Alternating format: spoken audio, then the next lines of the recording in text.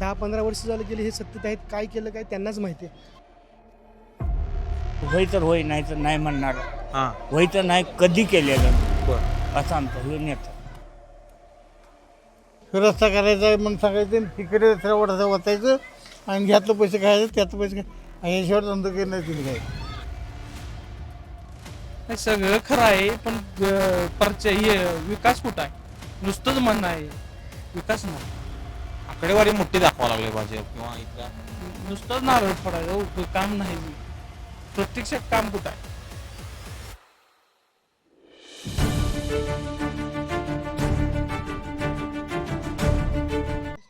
सांगली जिल्ह्यामधल्या वेगवेगळ्या भागांमध्ये आपण गेलो, वेगवेगळ्या जिल्हा परिषद मतदारसंघांमध्ये एकंदरीत वातावरणाचा अंदाज घेण्याचा प्रयत्न केला, कानोसा घेण्याचा प्रयत्न केला.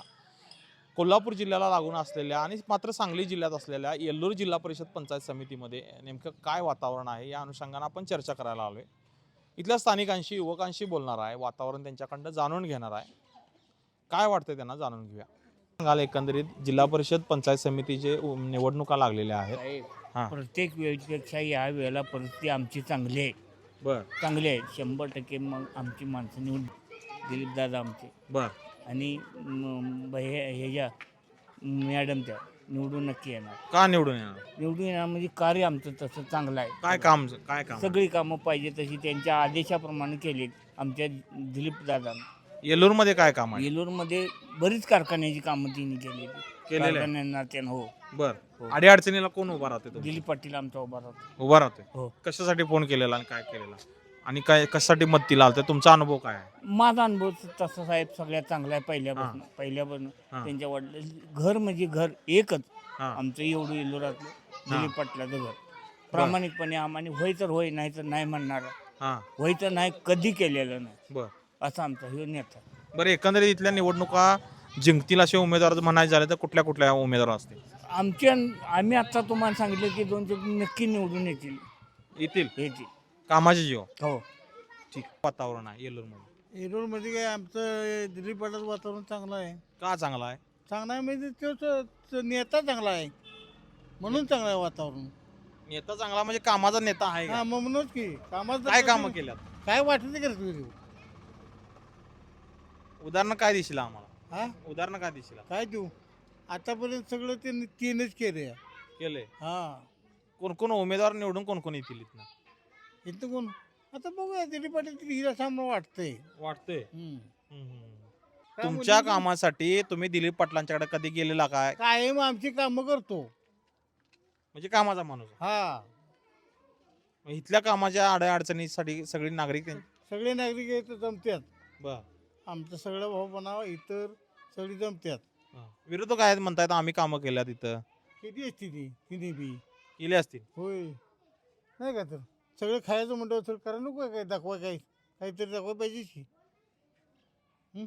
रस्ता करायचा आहे म्हणून सांगायचं, तिकडे रस्ता वाचायचं आणि ह्यातलं पैसे खायचं त्यातलं पैसे आणि याशिवाय धंदा केलं नाही तिने काय. असं सगळं चालू आहे. हा मग तुम्ही केव्हा विचारलं नाही का किंवा कोण काय? विचारतो की आम्ही विचारायला तयार असतो पण ती सत्ता त्यांची होती ना ते आतापर्यंत त्यानं त्याला जुमानत नव्हती ती. बर मग आता त्याने आम्ही जुमान तुम्ही तुम्हाला नाही नाही जुमानणार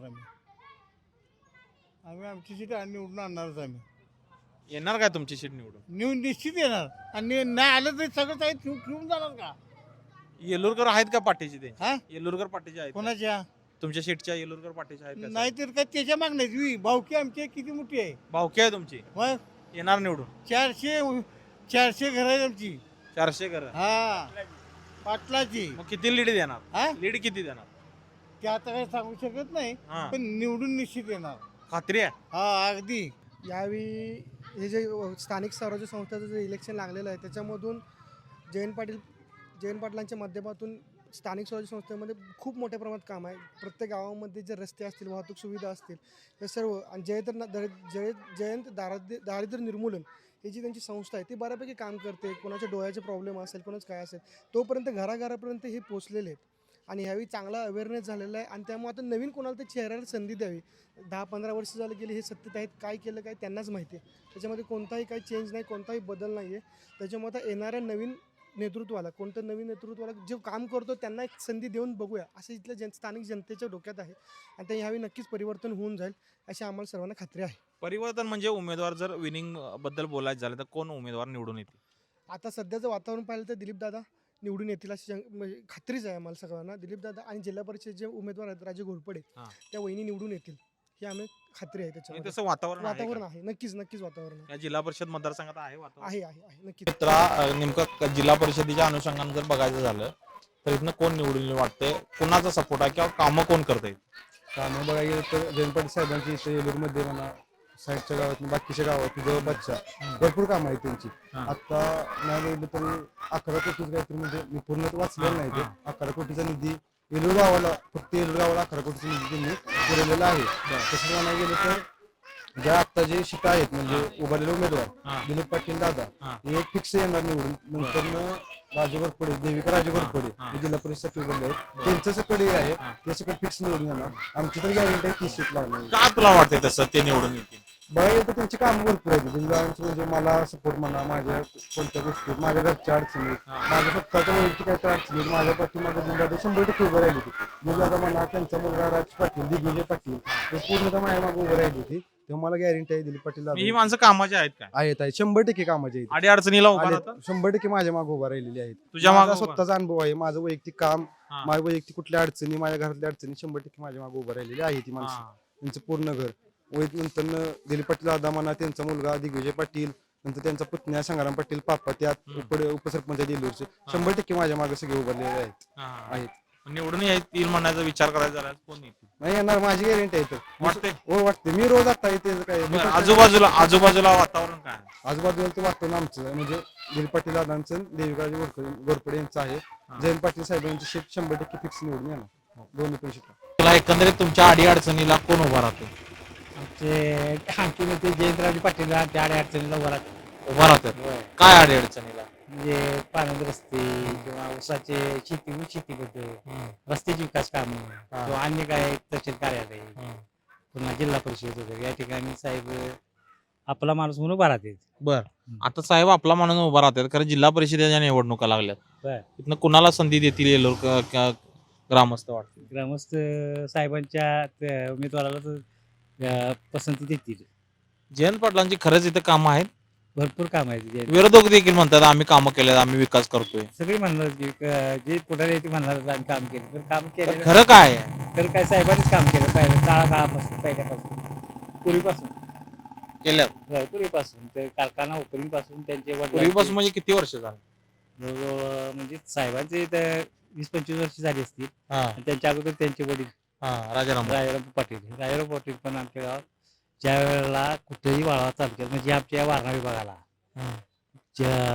तुमचे वारणा स्कीमच्या माध्यमातून म्हणजे वारणा नदीवर पाणी काय म्हणते त्याला पाणी परवाना आमच्या गावचे पाणी परवाने साहेबांच्या वडिलांनी स्वतः आमच्या गावासाठी काढून ठेवले त्या काळात काढून ठेवले. त्यामुळे आज आमचा कुठल्याही गावचा नागरिक गेला तर त्याला पाणी परवान्यासाठी कुठलीही अडचण येत नाही. सहजासहजी त्यांना पाणी परवाना मिळतो. आता हे उपकार इथले स्थानिक नागरिक प्रत्येकाला जाणार नाही, सगळी माहिती आहे त्यांना. आघाडी देतील का? आघाडी 100% देणार. आता काय सांगा एकंदरीत झेडपीच्या अनुषंगानं कोण विकास कामं करते? अडी अडचणीला तुमच्या कोण उभा राहत?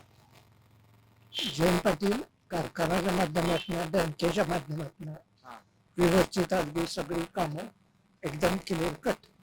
पुन्हा रस्ता इकडं तिकडं बारीक लक्ष असतंय. त्यामुळं सहजासहजी गाव पोटणार नाही. जयंत पाटला या पार्टी निवडून येणार वाटते. हो. कोण आहे उमेदवार इथनं? हा? उमेदवार कोण आहे उमेदवार? तुतारी तुतारी वाजणार का इथनं? वाजणार की. हा एवढं कारखाना ठाम काय कसं काय? हा? एवढं ठाम कसं काय तुम्ही? कर्तव्याची जी आहे त्याच्या मागणे लोक जाणार. कर्तबगार आहेत तर बारीक लक्ष आहे. अडी अडचणीला उभा राहतात. काही काम असलं गेलो 4 माणसं घेऊन व्यवस्थित पाहुणचार करणार. ती सांगितलेलं काम व्यवस्थित करणार.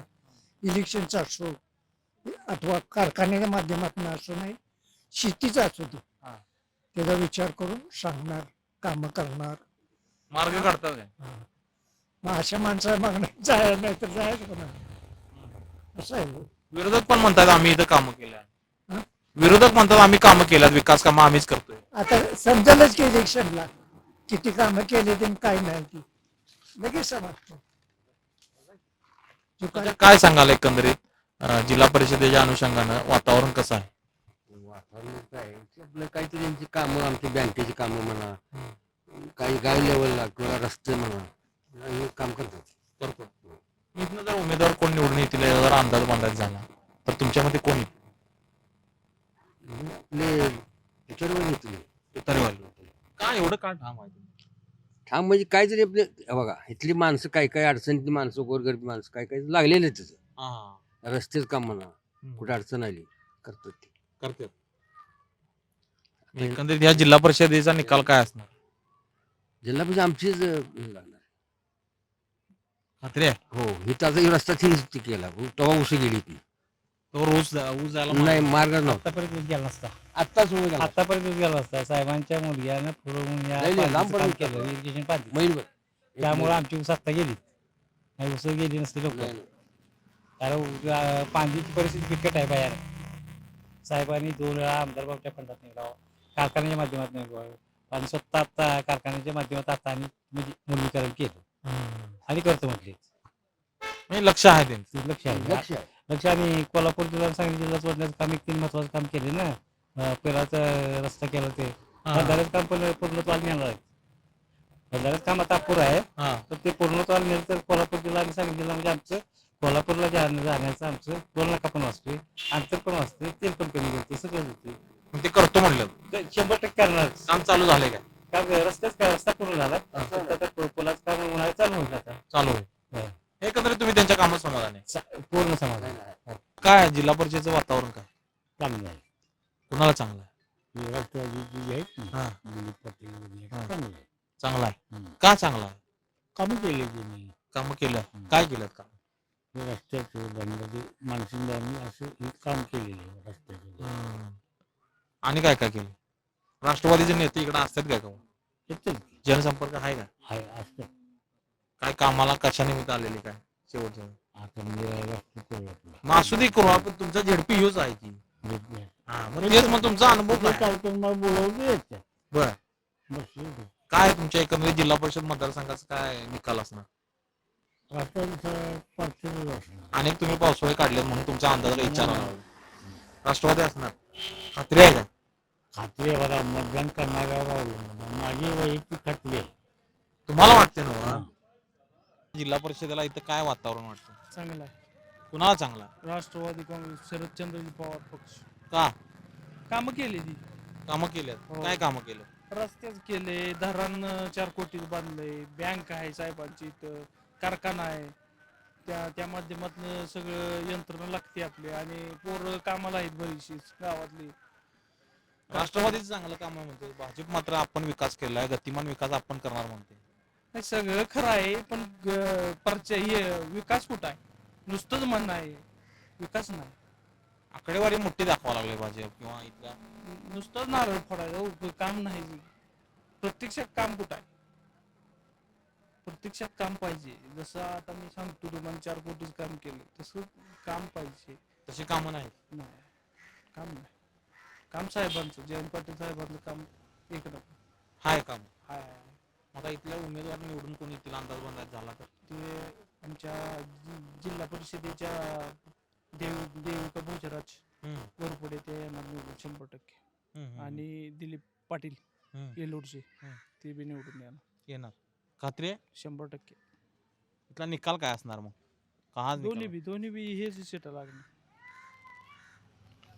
आपण इथल्या नागरिकांशी बोललो, इथल्या ज्येष्ठ असतील, युवा असतील, यांच्याशी चर्चा केली.